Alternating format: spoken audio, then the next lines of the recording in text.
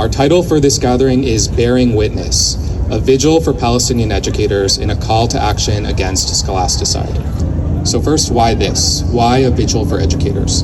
Over the past several months, the scale of devastation wrought on institutions of higher education, schools, and other places of learning in Gaza cannot be put into words. As of today, January 30th, 2024, all 11 universities in Gaza have been bombed. Hundreds of primary and secondary schools have been destroyed in this attempt to deny any possibility of a Palestinian future beyond the rubble.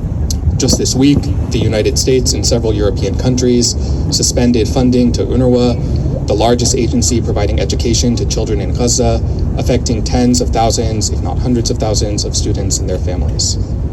We must bear witness in the face of these horrific atrocities.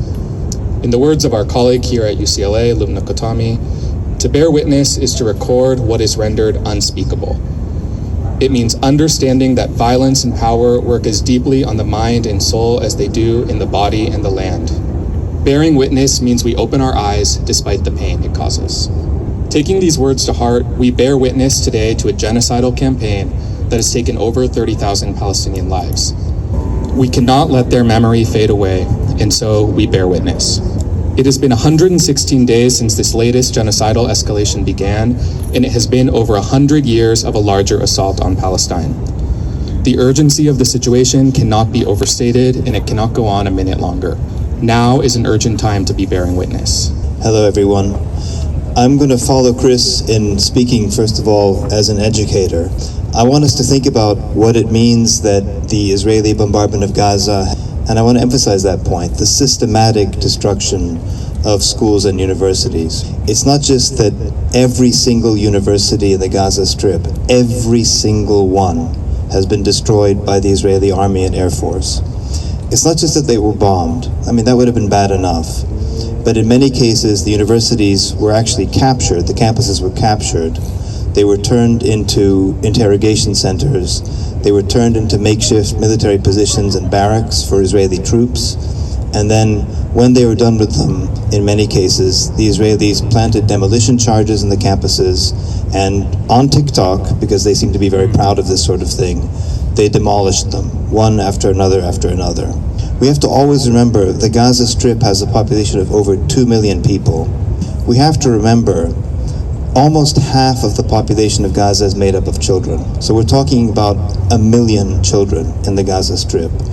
1 million children who have now for 115 days been subjected to round-the-clock bombardment from land, sea, and air.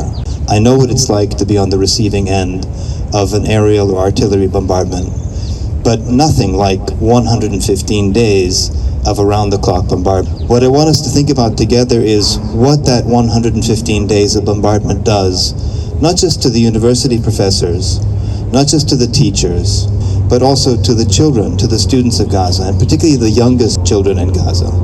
So the children of Gaza, there's about 700,000 children of school age in Gaza. And the question is, when will those children ever be able to go back to school? Because there will be nowhere else to live. The Israelis have destroyed 75 to 80% of all of the housing in Gaza. The schools are the housing.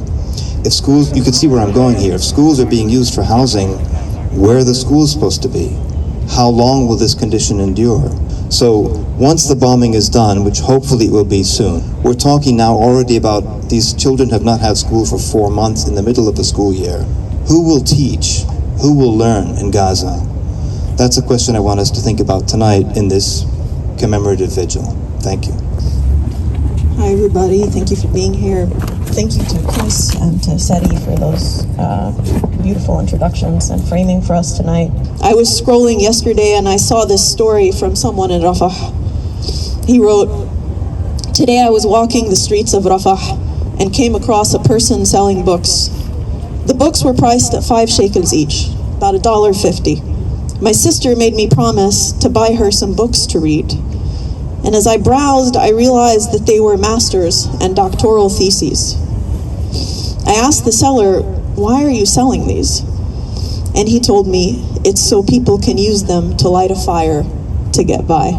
There's a lot to notice in that story.